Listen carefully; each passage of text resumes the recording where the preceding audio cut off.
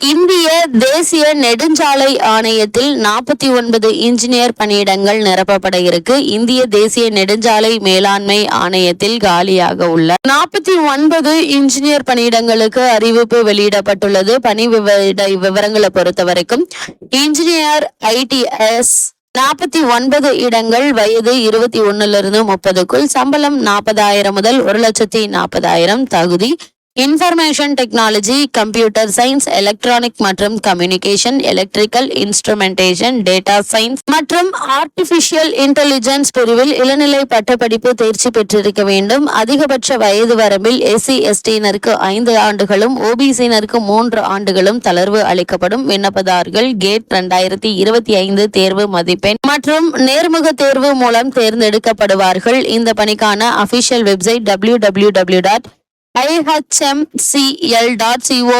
என்ற இணையதளம் மூலம் ஆன்லைனில் விண்ணப்பிக்க வேண்டும். விண்ணப்பிக்க வேண்டிய கடைசி நாள் 2/6/2025.